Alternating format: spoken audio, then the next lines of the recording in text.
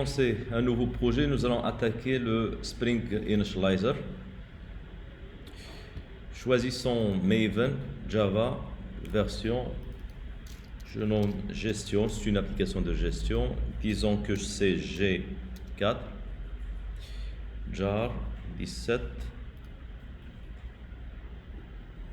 Donc je vais laisser les dépendances après, generate. Il m'a généré le projet, je le glisse dans mon bureau, le remplace, je le décompresse et je le glisse dans mon workspace. Ok, puis après je vais l'ouvrir dans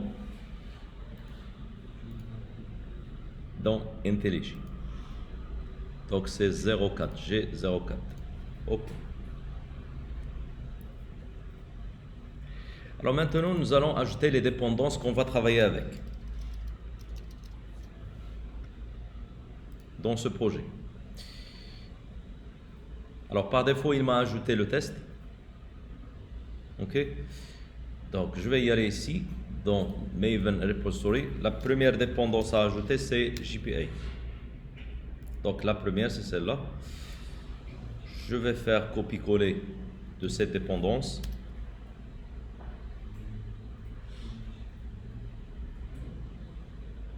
Donc c'est où? Donc c'est là.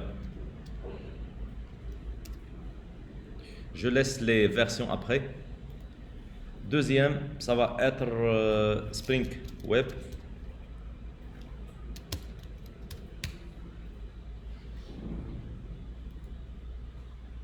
Je n'ai pas vraiment vérifié s'il a ajouté ceci ou non. On va voir. Je crois non, il ne l'a pas ajouté puisqu'on n'a pas coché.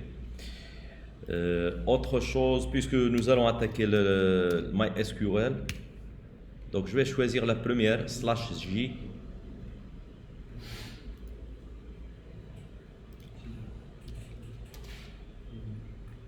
Donc j'ajoute MySQL. J'ajoute les services, là les services. Donc Spring Boot Web, bien Spring Boot Starter Web Services. C'est celle-là.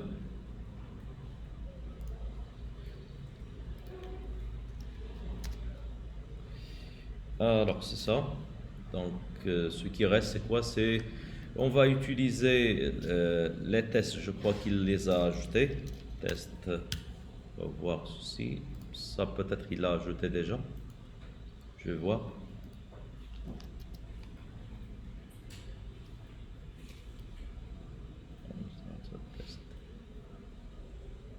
Oui, il les a ajoutés déjà. C'est celui-là. Alors, je reviens. Ce qui reste, c'est que je vais utiliser DevTools. Je choisis le deuxième.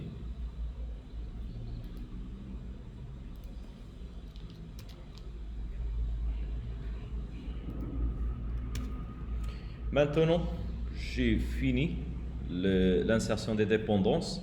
Bien sûr, il y en aura d'autres, mais en cours de notre projet, nous allons les ajouter en parallèle. Alors, je vais supprimer les versions, même scope si on veut.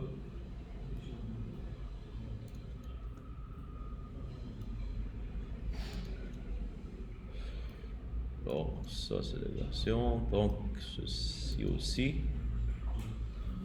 Et j'ai fini. Maintenant, nous allons les intégrer dans notre projet par le fait de cliquer sur l'icône.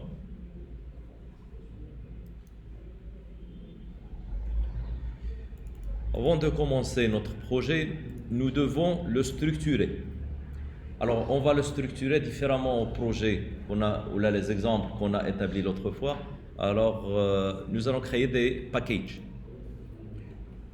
Nous allons créer des packages.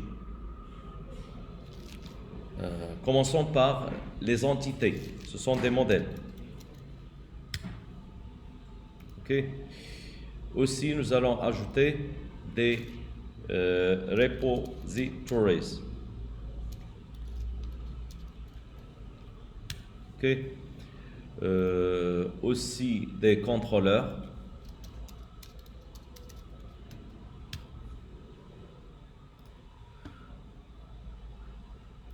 Le dernier, ça va être services.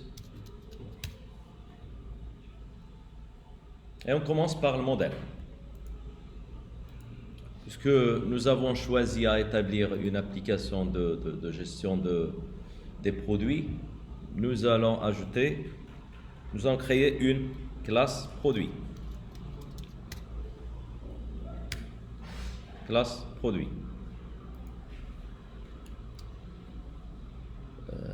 Quels sont les attributs insérés dedans? Donc, commençons par private. Le ID, ça va être de type long. Disons ça, produit. Private, le nom ou bien la désignation. Donc, désignation.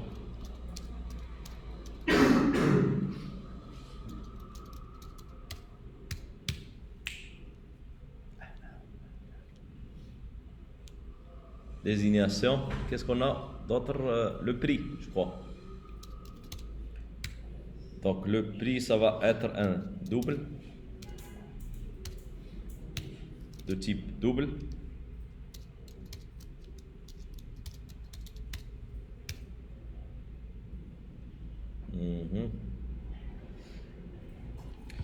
Je m'arrête ici. Il y en a certains qui ont dit qu'on doit ajouter le stock. Donc, si vous voulez, on peut ajouter le stock. Donc, le stock, s'il est, on va dire que c'est double aussi. Je nomme stock produit.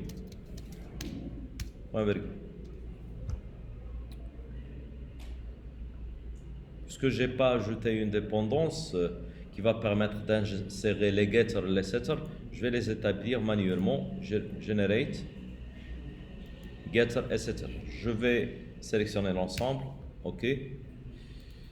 Puis après, nous allons ajouter un constructeur. Générer le constructeur. Donc, constructeur sans le ID, puisqu'il est généré par défaut. Là, nous allons ajouter aussi le constructeur super.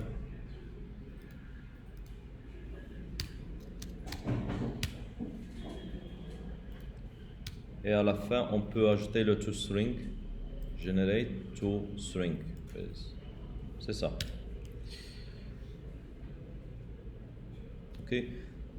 Donc, pour faire appel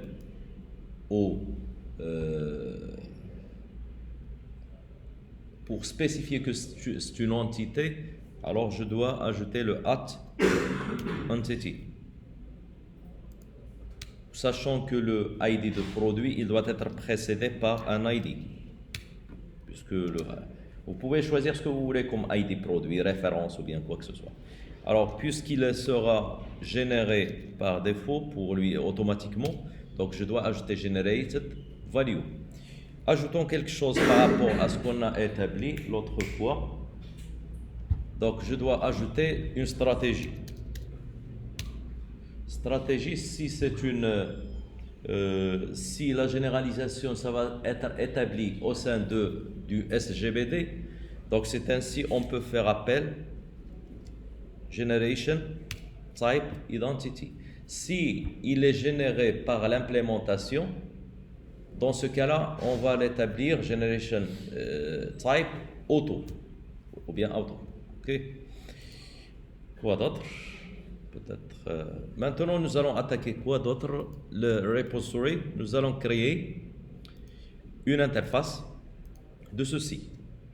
Alors, produit, repository. Puisque c'est un repository, il doit être hérité. Donc, extend to de JPA repository. Comme on voit, on doit spécifier l'entité. L'entité, c'est produit. OK? Puis après, le type du ID, de cette entité. Puisque c'est un repository, cette classe est un repository, elle doit être précédée par repository. C'est comme ça qu'on a établi la dernière fois. Donc, quoi d'autre? On doit ajouter maintenant. Maintenant, nous allons faire la configuration de la base de données. Alors, premièrement,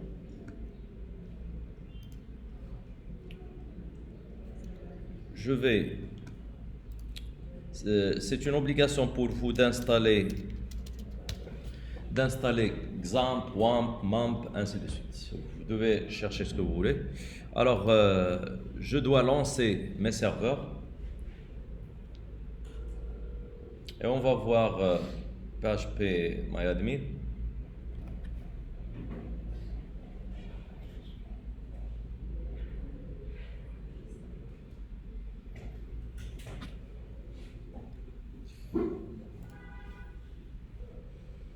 Je clique sur PHP MyAdmin.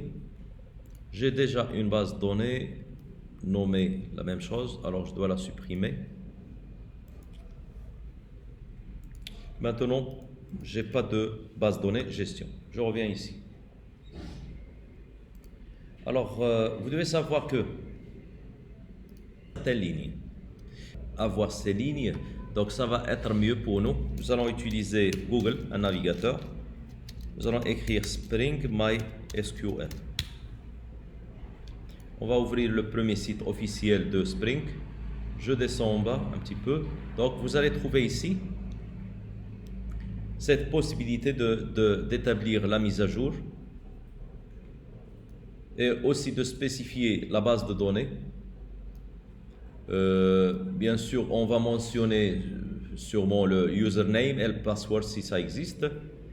Et à la fin, on peut dire que est-ce qu'il sera affiché dans le terminal qu'il a été lancé ou non. Ok. J'ai fait une petite modification ici par rapport. Là, c'est une obligation pour vous de créer la base de données dans le MySQL. Vous-même, vous allez la créer. Sinon, pour moi ici, j'ai mentionné qu'il doit la créer si elle n'existe pas. Alors, comment faire pour établir ceci? Nous allons attaquer ressources application.properties. Ça, c'est un fichier de configuration, comme on l'a dit.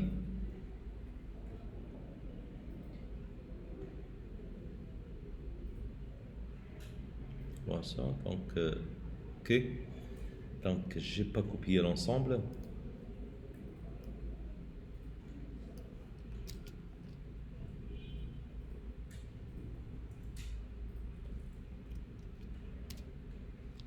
Ouais, peut-être il est copié, déjà copié. Ah ouais.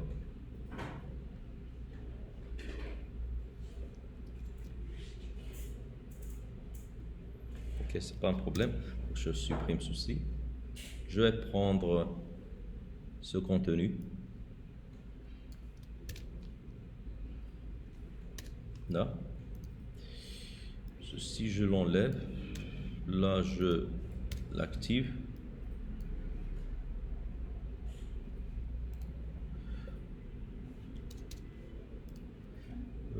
Quoi d'autre? Nous allons faire appel à notre lien de base de données.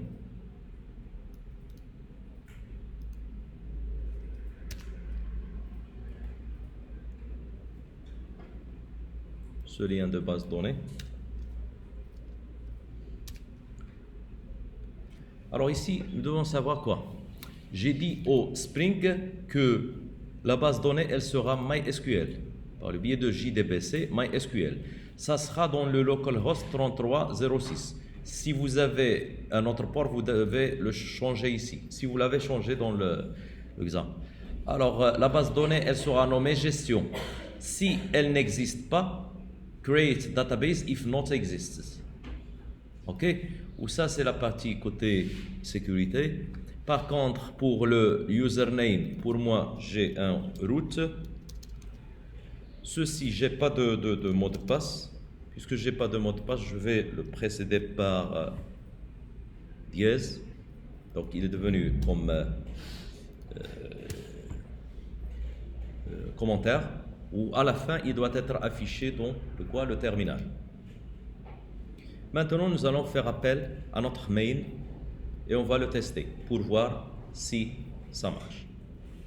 Alors je vais cliquer sur Run et on va voir si il l'a créé. Alors comme vous voyez ici, il a lancé plusieurs choses.